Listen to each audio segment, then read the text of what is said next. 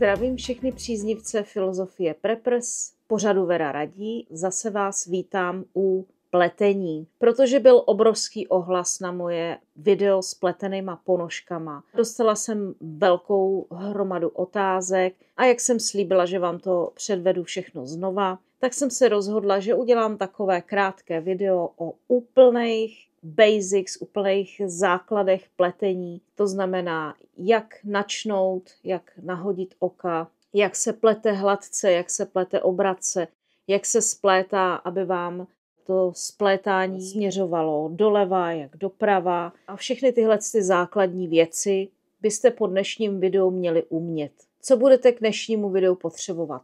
Nějaké klubíčko příze, 2 jehlice, háček a krátkou jehlici na odkládání oček anebo zavírací špendlík. No a čemu se budeme věnovat? Tak první bod by měl být načínání pletení. To znamená načnutí ok na jehlici, abyste následně mohli plést pleteninu. Já jsem udělala detailní záběr v minulém videu, ale dneska vám to předvedu ještě jednou. Uvidíte to tady na videu. A jako první uvidíte, jak se běžně oči nahazují. Takové to nejjednodušší načínání, ale to není správné.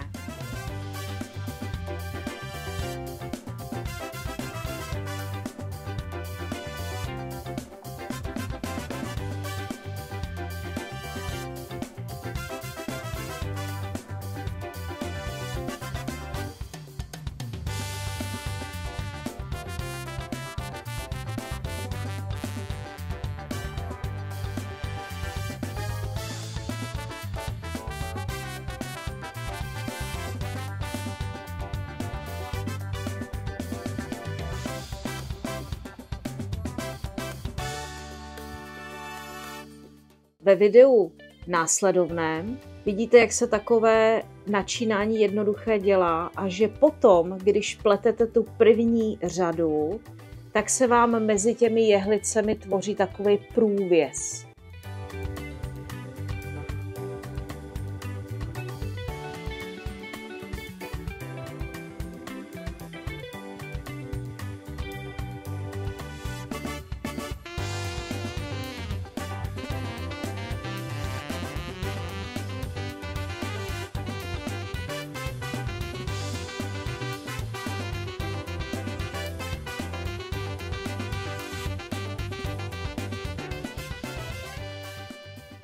Posléze ani ta pletenina nemá pěkný okraj dole.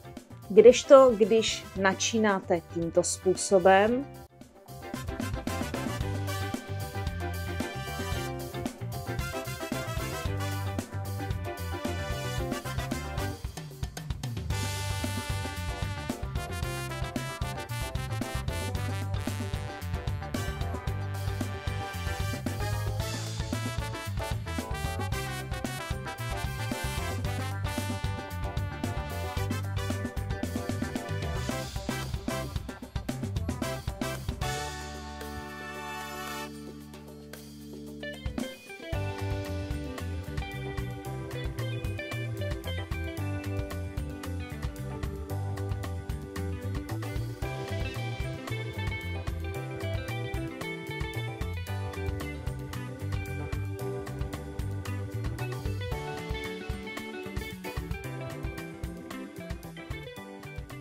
tak vlastně vytváříte už první řadu těch ok a pokračujete dále a nevytváří se vám mezi těmi oky v té první řadě, kterou pletete, průvlak a celkově ta pletenina má uhlazenější, hezčí okraj a lépe se vám s tím dále pracuje. Jak vidíte z videa, tak to načínání, které dělám já, to znamená takovýto natažení přes 2 prsty a vytvoření takového praku a provlíkání skrz, je trošičku složitější. Já jsem zjistila, že se to nazývá takzvané italské načínání. To znamená, že to dělá takovej souvislej, krásnej, hladký okraj na té pletenině a pevný okraj. Jak říkám, je složitější, ale je kvalitnější a lépe to vypadá. Pokud se takový načínání naučíte hned od začátku tímto způsobem, budete mít vždy tu pleteninu krásnou a nebudete se muset potýkat s počátečním průvlakem mezi oky.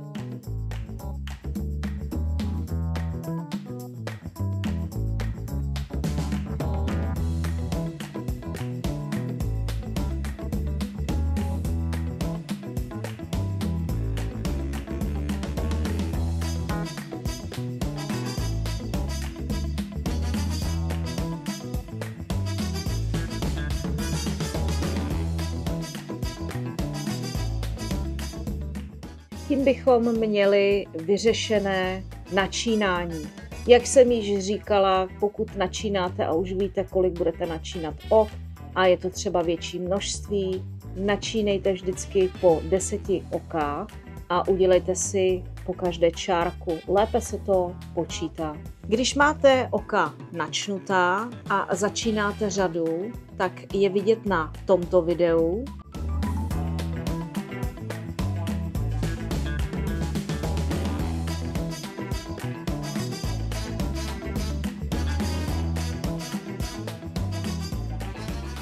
Že první oko v řadě jsem neupletla, ale jenom jsem ho přetáhla na jehlici. Proč to tak dělám? Protože kdybyste od prvního oka upletli to oko, tak byste měli strašně volný a brkolatý okraj té pleteniny. Pokaždé, když začínáte řadu a je jedno, jestli v lícové nebo v hrubové straně, první oko pouze stáhněte na jehlici a dále pleťte až do konce. Poslední oko také upleťte. Zase otočíte na druhou stranu, první oko jenom stáhnete a pletete až úplně do konce. Tímto krajové oko pletete v každé druhé řadě a ono vám to udělá takový krásný řetízek, kdo z vás háčkuje, tak ví, o čem mluvím, takových dlouhých ok na kraji, ale ta pletenina se nekroutí a lépe se sešívá. Tím jsme vyřešili v podstatě načínání a jak se načíná řada, když pleteme. Teď bychom si měli vysvětlit, co jsou obyčejná oka hladce a obrace, která jsem většinou viděla plést v Čechách, a co jsou takzvaná anglická oka. Tohle už bude trošičku složitější na vysvětlení, ale zase zde platí pravidlo. Pokud se hned od začátku naučíte plést tak, jak daná oka pletu já pletu anglickým způsobem, ale mám držení příze po česku. Vysvětlím, v čem to spočívá. Když Angličan plete, tak má tu bavlnku někde třeba napravo, uplete jedno oko, vezme bavlnku, přehodí přes tu druhou jehlici přízy a uplete další oko. A zase vrazí jehlici, přehodí přízy, uplete. Je to strašně zdlouhavé, ale mají úhlednější oči v té pletenině, než je český způsob. Na tomto videu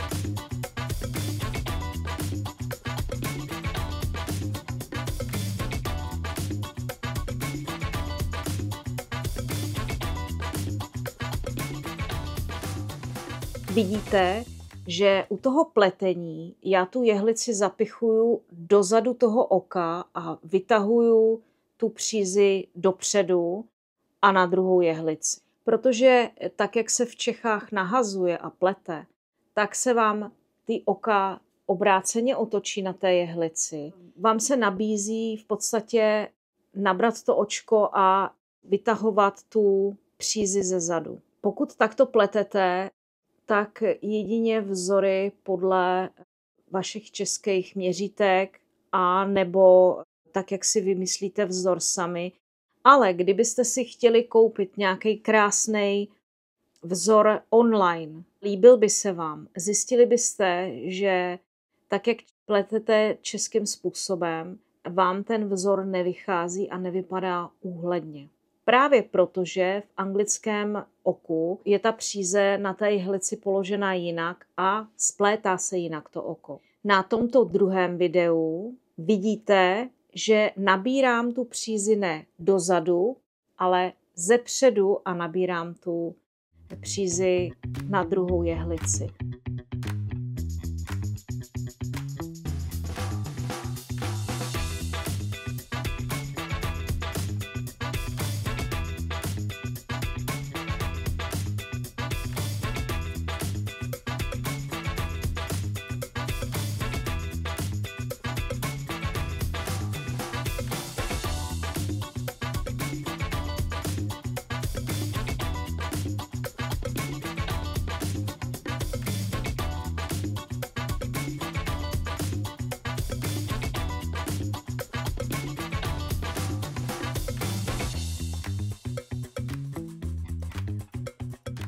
Tímto způsobem vidíte, že ta příze je položená trošičku jinak.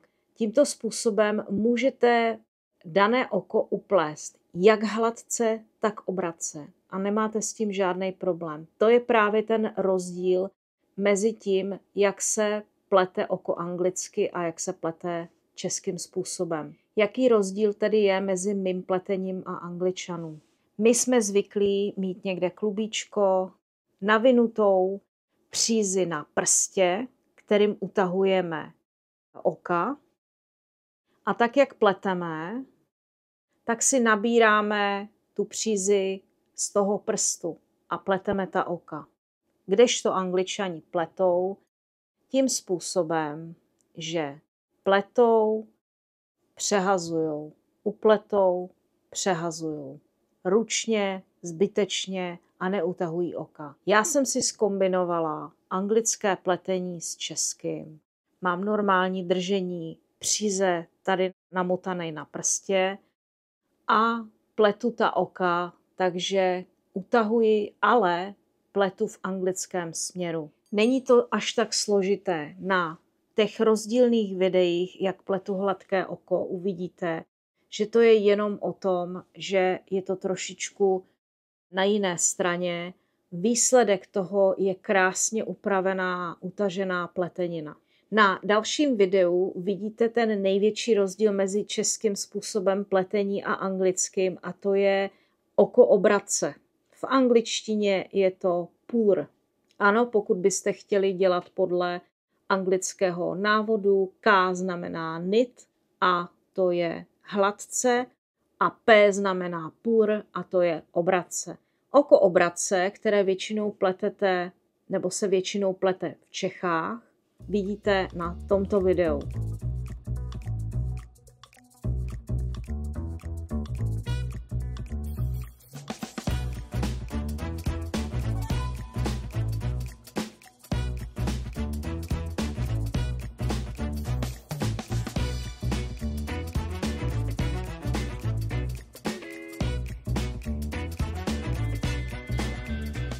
Tam je vidět, že tu přízi naberu a jen takto spodem protáhnu tím očkem. Kdežto na tomto videu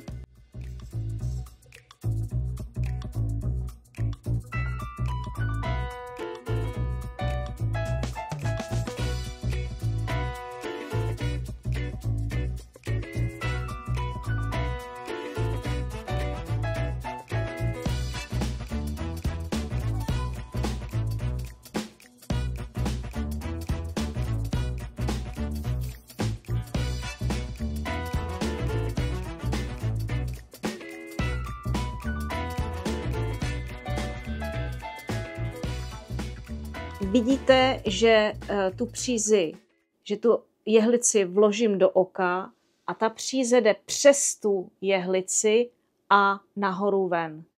A to mi v podstatě činí to položení toho oka na té jehlici. A potom, když pletu hladce nebo obratce, vždy ta oka stojí stejně, ve stejném směru. A je potom jednodušší dělat vzory, protože je jedno, jestli to oko upletu hladce nebo obratce, v pořád má stejný směr. Vím, že to může pro někoho, kdo začíná, vypadat složitě, ale pokud se toto naučíte automaticky hned od začátku, bez žádných zlozvyků, budete schopni uplést jakýkoliv vzor v jiném jazyce z celého světa. Tímto jsme si jednoduše vysvětlili rozdíl mezi anglickým okem a běžně pleteným okem, nebo to, co jsem se učila a viděla v České republice. A nyní, když už umíme plést hladce a obratce, tak se můžeme pustit do dalších úprav té pletené tkaniny. Je možné, že budete někde potřebovat ubrat nebo přidat oka. Aby ta pletenina vypadala úhledně, třeba jako u těch ponožek, které jsme viděli minulé, je potřebné, pokud ubíráte z obou stran, aby to splétání na jedné straně směřovalo doleva a na druhé straně doprava. To už záleží na vás, ale ve většině i potom pozdějších vzorů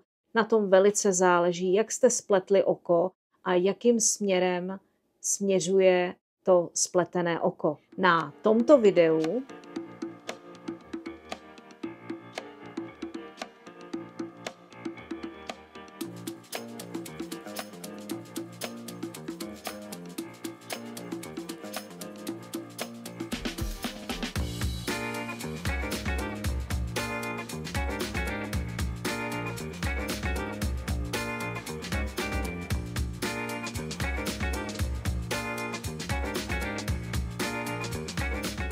vidíte, že začínám téměř řadu a potřebuji, aby mi spletené oko směřovalo doleva. To učiním tak, že si tu jehlici strčím do zadní části těch ok za druhou pletací jehlici a protáhnu přízy dopředu. Tím v podstatě splétám oka hladce, zadním způsobem. Když takto spletete oka, to očko, které bylo první v řadě z těch dvou, se nakloní v té pletenině doleva a tvoří vám to tento směr. Pokud pleteme dál, pak na tomto videu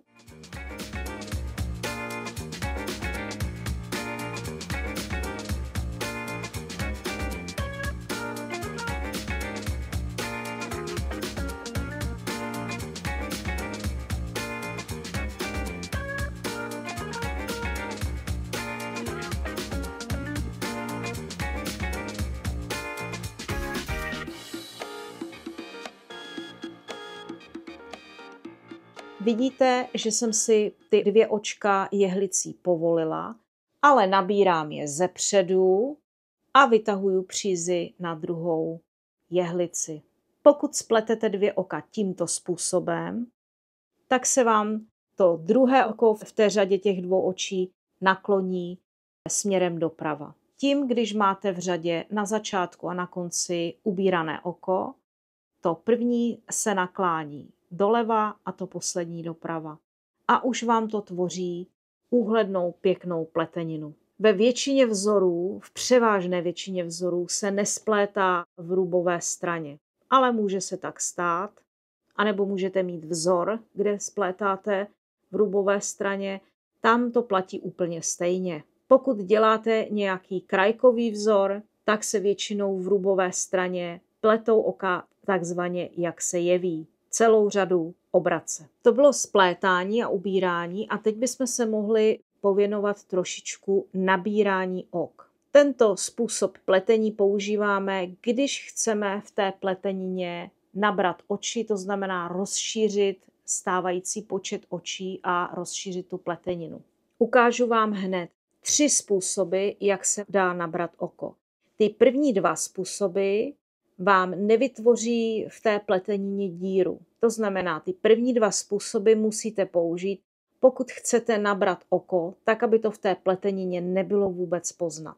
Ten první způsob, který vidíte na tomto videu,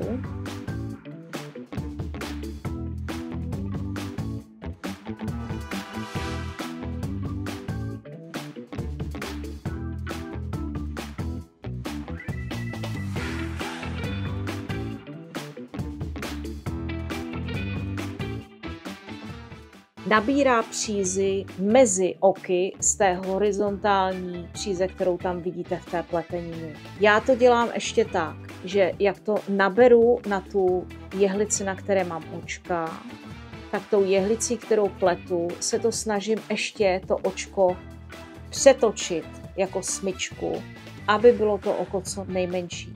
Vidíte to na tom videu. Takto upletené oko by nemělo v pletenině být téměř poznat. V tom druhém případě nenabíráte horizontální přízy mezi oky, ale jednu z těch oček, které jsou z předchozí řady. Na tom videu doufám, že je to patrně viditelné.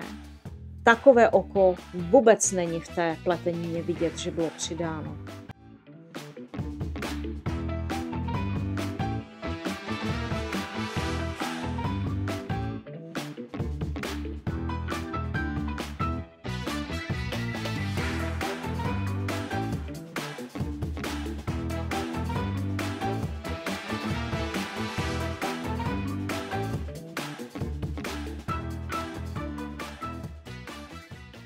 A dále i v rubové straně tato oka pletem tak, jak se jeví.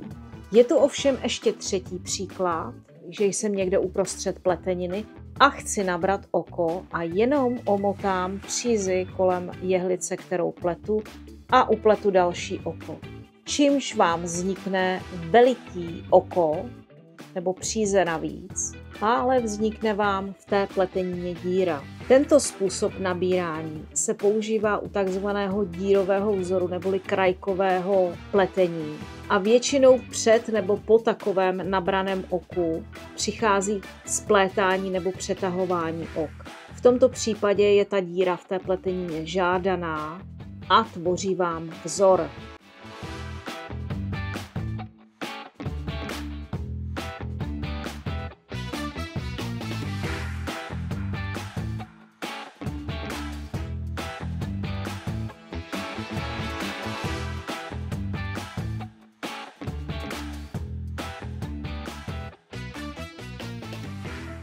Jak se splétají oka, jsme si ukázali, ale jak potom oka přetáhnout, to si ukážeme v další ukázce. Přetahování oka je podobné jako splétání. V podstatě tím zmenšujete počet očí, ale snažíte se docílit nějakého vzhledu. Když ta dvě oka jenom spletete, tak tím uberete oči a není to v té pletenině téměř vidět. Ovšem, když očka takzvaně přetáhnete a děláte to třeba v řadě za sebou, tak vám na pletenině vzniká horizontální řetízek.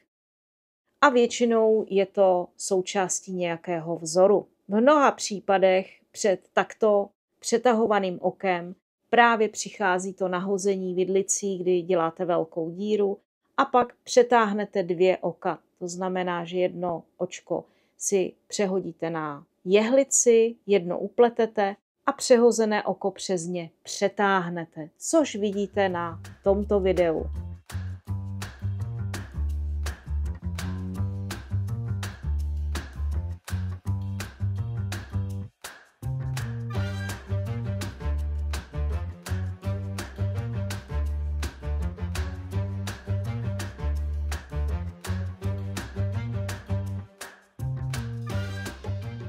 V tomto případě vám potom tento vzor směřuje doleva. Ovšem na tomto videu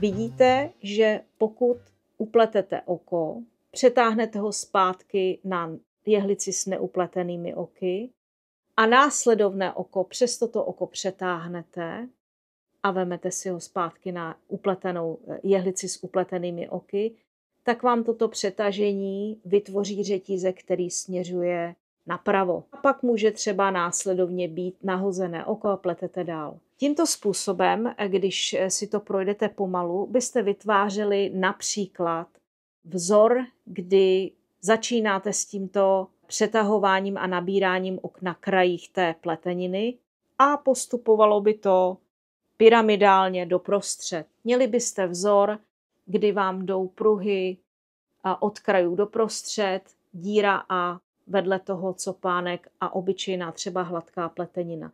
Už byste znali jeden způsob, jak udělat hezký vzor na svetru. Takovéto přetahování se dá potom dělat i centrovaně, to znamená, že máte jedno oko pletené uprostřed a přetáhnete přes něj sejmuté oko a neupletené oko a tím můžete ubírat a splétat a přetahovat a ta pletenina se vám vztahuje do jednoho bodu. To už je na vás, jak byste chtěli zdokonalit tuhletu techniku. Ovšem z toho splétání, nahazování a přetahování toto je úplný základ. Jako poslední věc jsem vám chtěla ukázat takovej zase základ copánkování, princip toho, jak se vytváří copánky na pletenině a to vidíte na tomto videu.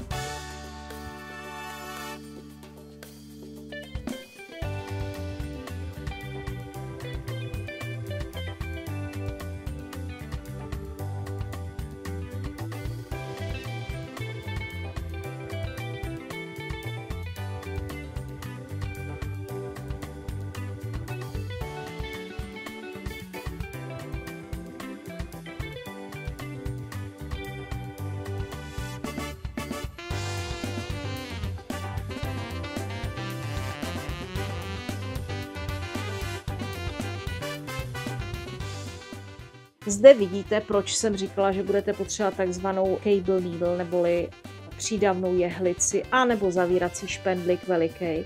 Protože, jak jste viděli na videu, tak musíte ten daný počet oček, které chcete převracet, odložit na tu zvláštní jehlici, anebo na ten zavírací špendlík, ty oka zatím uplést a potom z toho špendlíku znovu na jehlici přenést ten první počet oček a také je uplést. Tím se vám v té řadě ta pletenina převrátí a jak pletete dál, tak vám to vytvoří takovýto copánek.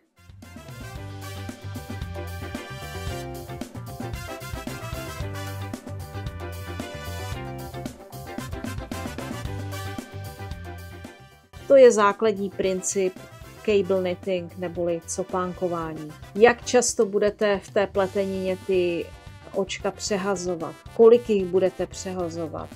Jestli budete přehazovat třeba ze 4 ok, 2 prostřední na kraj a potom zpátky, všechno tohle vám bude vytvářet různé, rozličné a krásné vzory. To už nechám na vás a na vzorech, které si najdete, ale po tom, co jsem vám zde dnes vysvětlila, byste měli být schopni už takové vzory uplést. No a jako poslední v řadě z těch nejzákladnějších věcí, které potřebujete znát pro pletení, samozřejmě na začátku je načínání a na konci je uzavírání pleteniny. A to vidíte na tomto videu.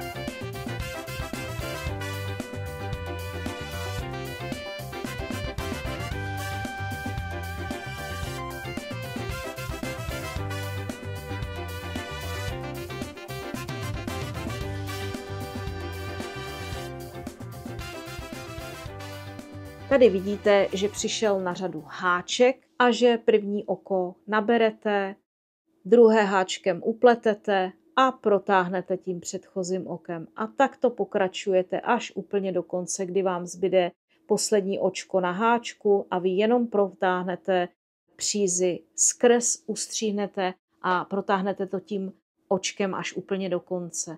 Tím se vám uzavře pletenina a vy jste skončili svoji práci. U toho uzavírání, pokud to děláte v pletenině, ve vzoru se většinou píše, zda máte to uzavírání hodně utahovat, anebo jestli máte uzavírat volně. Vysvětlím proč. Když budete třeba v průramcích uzavírat v každých 2 řadách nebo v příštích 2 řadách ze začátku, řekněme 9 ok, aby se vám vytvořil takový ten postupný oblouček. Když byste to příliš utahovali, tak vás ten svetr bude v tom průramku škrtit a nebude pružná ta pletenina. Ovšem, když to budete dělat volně, aby vám ta očka aby vypadala velice volná, tak se vám potom lépe ten svetr sešívá a v tom průramku to tolik neškrtí. Když ovšem budete chtít udělat někde na ramenou, ve výstřihu nebo na jakémkoliv jiném místě pevnej konec té pleteniny, abyste pokračovali jinak dál, tak tam samozřejmě můžete ta očka více utáhnout, aby ta pletenina neměnila svůj tvar, ale aby končila pevně a stejně. Já si myslím, že tohleto, co jsme si řekli k úplným základům pletenin a pleteniny, úplně stačí. Můžete si pouštět ta videa do kolečka, můžete si zkoušet právě uplést takový maličkej čtvereček a vyzkoušet si u toho veškerý ty vzory a očka, tak jak jsem vám to dnes vysvětlila. No a když si techniku osvojíte, můžete se už pustit do vzorů, které jste našli. V některým z příštích videí si povíme třeba něco o zkratkách, které se v těch vzorech vyskytují. Nevím, jestli v tomto směru budu nápomocná úplně, protože já se většinou věnuji vzorům, které jsou v angličtině a tam ty abbreviations, ty zkratky jsou trošičku jiné, ale myslím si, že princip bude úplně stejný nebo minimálně podobný. Doufám, že se vám to video líbilo, opět, že vás inspirovalo, že se něco naučíte a že se těšíte na další. Mějte se krásně.